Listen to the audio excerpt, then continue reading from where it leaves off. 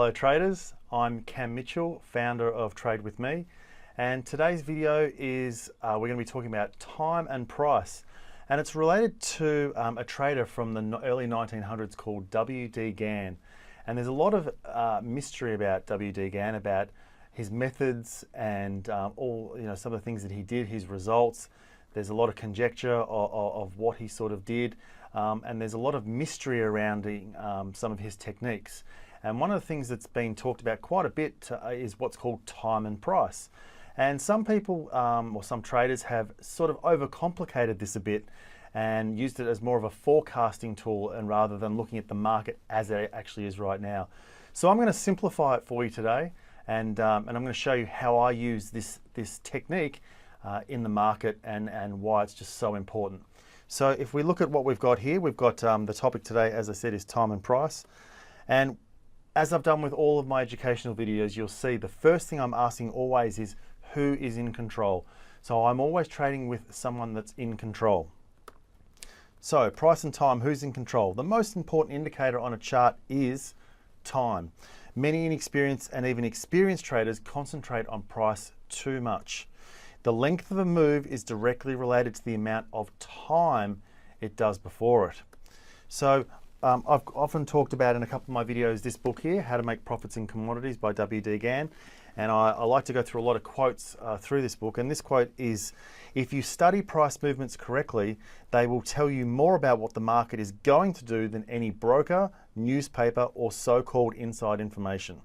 The time period is the most essential because time tells us what prices are going to do. This is why time is such a big element in my trading, and why it's made me so successful, because the time element quite clearly here is telling us what the prices are going to do in the future. What does that mean? Well, we have a price phase and a time phase in the market. A price phase, as you can see on here, is strong momentum. Someone is clearly in control. So let's say the market is going up. Someone is clearly in control. But then we have what's called a time phase. Okay, a time phase is a pullback. It usually has small bars. There is no one in control because it's not going in a consistent direction. It's actually pulling back or going sideways. Let me use this example for you. So I want you to think about a car going up a hill. And when a car is actually going up a hill, it needs petrol in order to go up that hill. So you can see here the car is going up, and eventually there will be some time in the future that the car runs out of fuel. Every market, every stock, everything goes in a direction. It has a certain amount of fuel in it, and then sometime in the future it will run out of fuel. When your car runs out of fuel, what happens? You need to refuel. Well, when a car is refueling, it's not going in any direction. It's not in control. There's no one in control. It's usually sitting there at the service station filling up. And this is what I think Gann was referring to as what's called a time phase. This is the area here where it is actually filling up with petrol.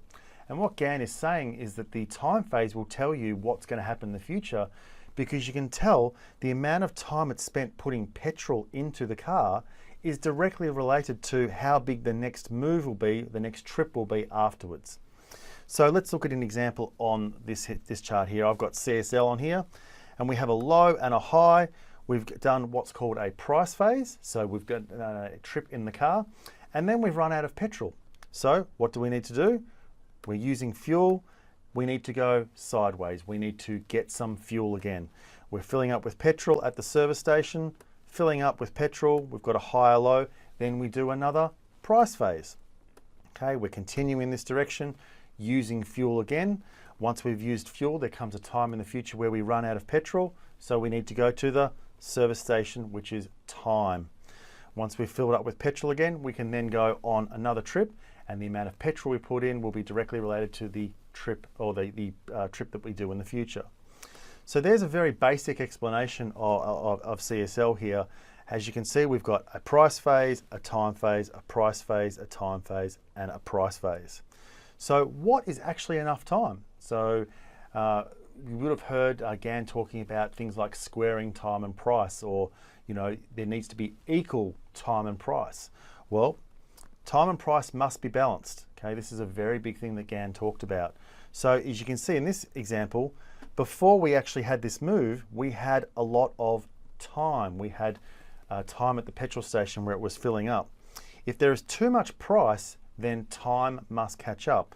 So here's an example here. We've got a very strong bar, but we didn't spend any time at the service station, so it's done a very big move. There is a high probability that that will actually need to spend some time at the service station. But what if we have too much time? What if we have an overbalance of time or too much fuel in the car? Well, price must catch up. We then usually move in a certain direction, and we are then able to do a long trip.